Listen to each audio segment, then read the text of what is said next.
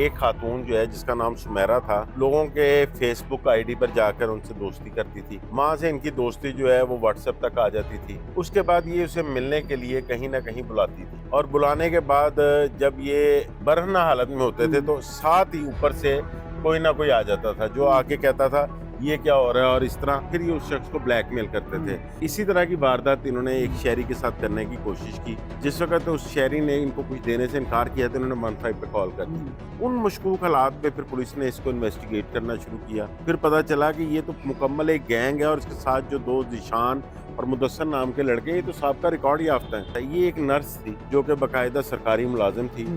उस नर्स का तरीका क्या था, सोशल मीडिया पर जाकर फ्रेंडशिप करती थी, फ्रेंडशिप करके वीडियो कॉलिंग पे आ जाती थी और वीडियो कॉलिंग पे वो खुद ही बरहना हो जाती थी, कपड़े उतार देती थी अपने और उसके बाद बंदा सामने तो स्क्रीन रिकॉर्डिंग शुरू कर देती थी। और जब पकड़ी गई तो पता चला कि उसके अकाउंट से निकला कि दर्जनों ऐसे लोगों को ब्लैकमेल कर रही थी जिनके साथ दोस्तियां बनाती थी और उसके बाद स्क्रीन रिकॉर्डिंग पे जाकर उनको ब्लैकमेल करती थी। अस्सलामुअलैकुम, डिजिटल बॉक्स के साथ मैं हूं मोहम्मद उस्मान। नाज़रीन, आपने हनी ट्रैप के तो कई वाकयात सुने होंगे, लेकिन ये वाकया अपनी ही नौइयत का एक अजीबो गरीब वाकया था।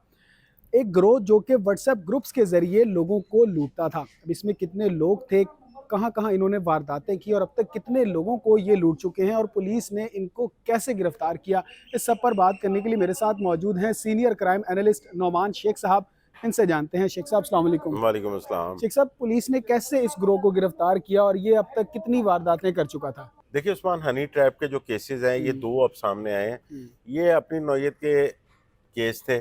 इसमें एक केस जो है वो काना पुलिस ने सॉल्व किया। अब ये केस इस तरह का था कि उसमें एक खातून जो है जिसका नाम सुमेरा था, ये लोगों के फेसबुक आईडी पर जाकर उनसे दोस्ती करती थी। माँ से इनकी दोस्ती जो है वो व्हाट्सएप तक आ जाती थी। ठीक है। उसके बाद ये उसे मिलने के लिए कहीं ना कहीं बुलाती थी और बुलाने के बाद जब ये एक कह लें कि आप बरहना हालत में होते थे तो साथ ही ऊपर से कोई ना कोई आ जाता था जो आके कहता था ये क्या हो रहा है, और इस तरह एक इस तरह का केस जो है वो आपको याद होगा, इसकी वीडियो भी आई थी, वो रावलपिंडी में भी हुआ था। उसी तरह का ये वाकया करते थे। जिस वक्त कोई ना कोई ऊपर से आ जाता था फिर ये उस शख्स को ब्लैकमेल करते थे और ब्लैकमेल करने के बाद उससे जितने पैसे होते थे हथिया लेते थे। फिर उसके बाद उसको बाकायदा किस्तवार भी ब्लैकमेल करते रहे, उससे पैसे भी लेते रहे। ये जो केस इसमें ये पकड़े गए, इसमें इसी तरह की वारदात इन्होंने एक शहरी के साथ करने की कोशिश की।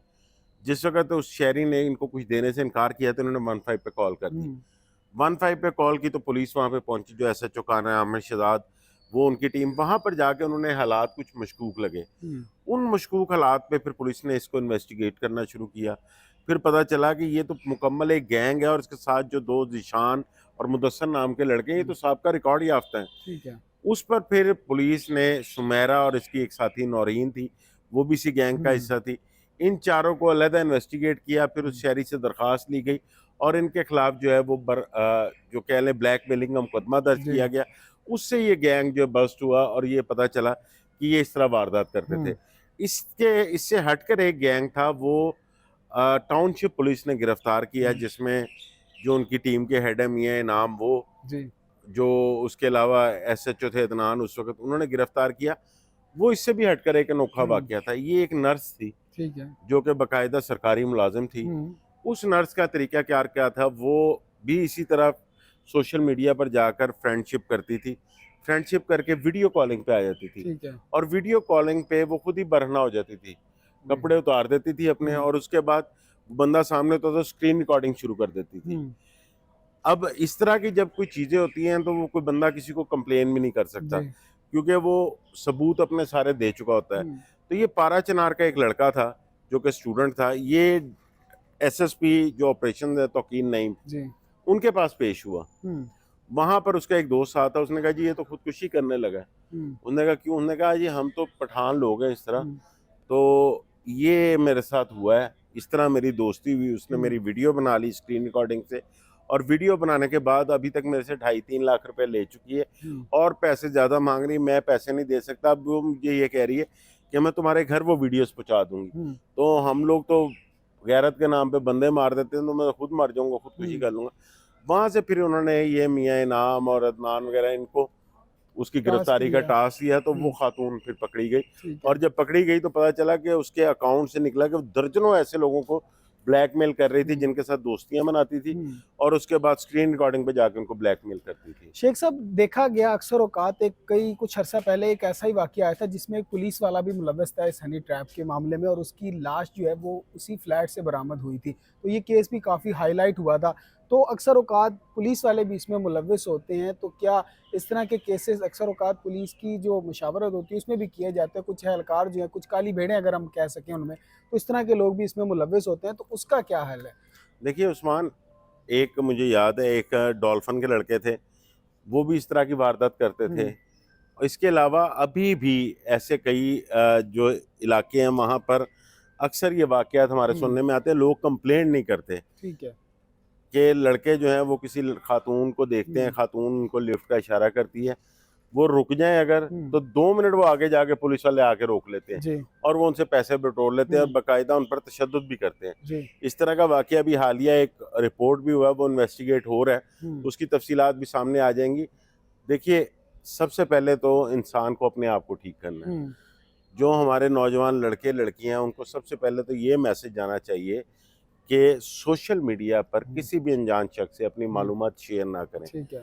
फिर उसके अलावा जो आप रास्ते में इस तरह की खवातीन को खड़ा देखते हैं, उन्हें आप लिफ्ट क्यों देने की कोशिश करते हैं? फिर आपके अंदर भी चोर है। जी। ठीक है, आप अपना जिस रास्ते पे जा रहे हैं उस रास्ते पे जाएं।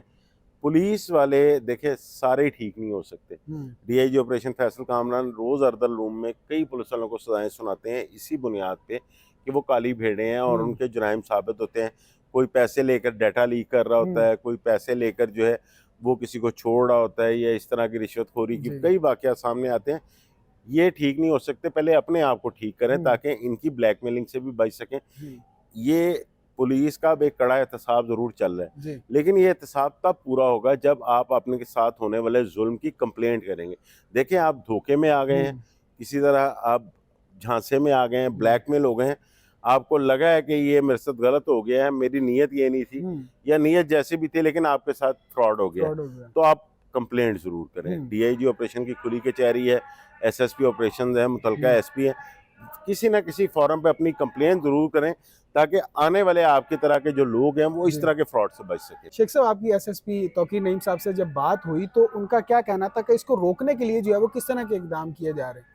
देखिए, रोकने के लिए पुलिस तो जो है वो रोजाना की बुनियाद पर मैसेज कन्वे करती है कि इस तरह रिश्वतस्तानी से, इस तरह इन चीज़ों से दूर रहें, लेकिन सबसे पहला फर्ज जो है वो शहरियों का अपना है। देखें, अगर आप किसी का डाटा जो है किसी को अपना प्राइवेट बंदे को दे रहे हैं, क्यों दे रहे हैं? ठीक है। आप किसी के साथ व्हाट्सएप पे बातें कर रहे हैं और बातें करते करते आप स्क्रीन रिकॉर्डिंग पे आ गए हैं, और वो भी इस तरह की जो कि गैर इखलाकी है या मुतनाज़ा कोई वीडियो, तो क्यों कर रहे हैं आप? देखिए, सबसे पहले अपने आप को ठीक करें, अपने दिल का चोर ठीक करें।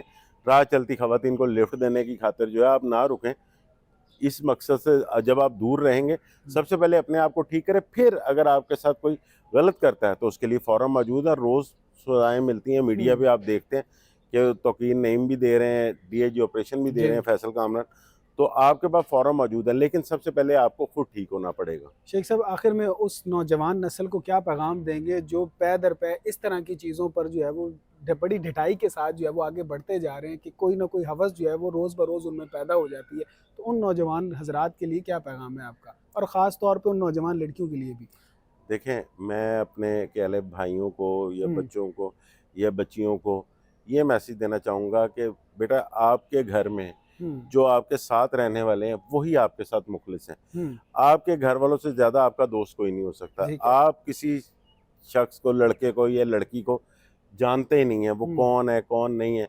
सोशल मीडिया पे आप उससे दोस्ती करते हैं, उसके बाद फ़ोन पे आपकी बातें शुरू होती हैं, आप उसको मिलने चले जाते हैं, तो ये आपके घर वालों के लिए भी बदनामी है। कल को आने वाले वक्त में जिस तरह हज़ारों केसेस जो हैं वो पेंडिंग पड़े हुए हैं FIA के पास, इस तरह लोग ब्लैकमेल हुए हैं, खवातीन ब्लैकमेल हुई हैं, बच्चियां ब्लैकमेल हुई हैं, तो बच्चा खुदारा जो है वो अपने घर वालों को अपना दोस्त समझे। अनजान लोगों को अपनी घर की मालूमात, अपनी मालूमात कभी शेयर ना करें। ठीक है शेख साहब, बेहद शुक्रिया आपके वक्त का।